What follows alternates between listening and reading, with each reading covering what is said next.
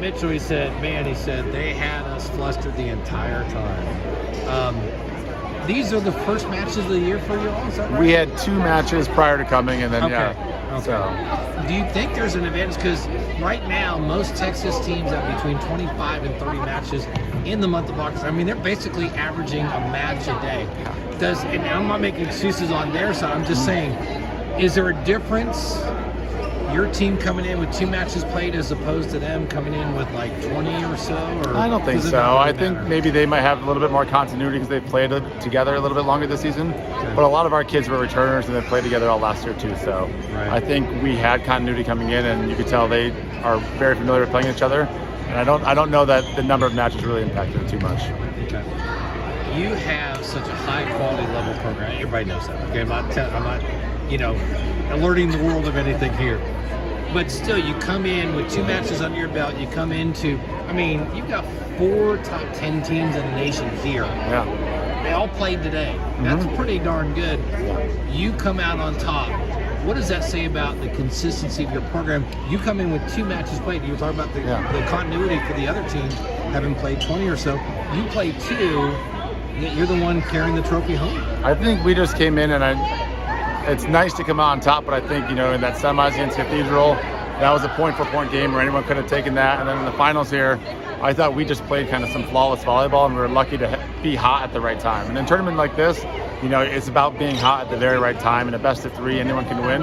So I think we just kind of came away with that, and it was fortunate to be us, but it very easily could have been any of those top 4 teams. I thought all those teams were really good. I think you're 2-0 now in Volleypalooza, right? We're 2-0 in Volleypalooza, yes. It's unofficial back-to-back champions. There you go, exactly. So for Texas folks and folks around the nation who see this and don't know the inklings of a modern-day program, what is it about your program that makes you all so good, consistent?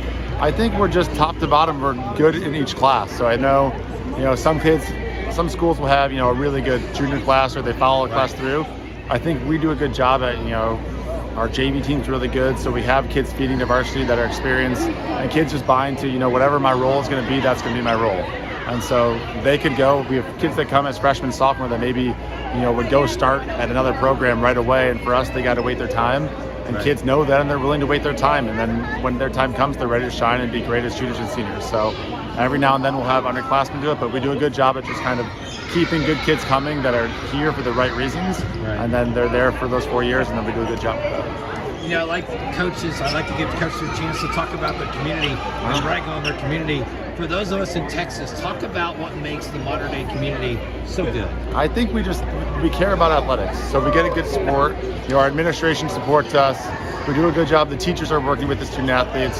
Not that it's run like a college, but sports are so important in modern day that teachers are working with the students. They're figuring out how they can get work done on the road. We can go virtual if we need to and stuff like that. So there's a good sense of support system in there for the athletics.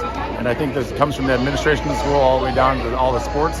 But they work together in everything that we do to make sure that our sports feel supported and go be the best versions we can be. Right. What's next for you? We actually on Tuesday play Miracosta, who I believe is number 2 in the country. Oh, wow. So in 3 days we have to face them. Yes. Wow. How long does your season go? Our season goes, the regular season ends about mid-October. Okay. And then we go into playoffs, and then our section playoffs, our championship is early November. Okay. And then state goes through about like the weekend before Thanksgiving. Okay, that's exactly, right perpendicular or whatever, parallel with Texas. Yeah. That ends up the same time. So. It gets long. Yeah. It gets long.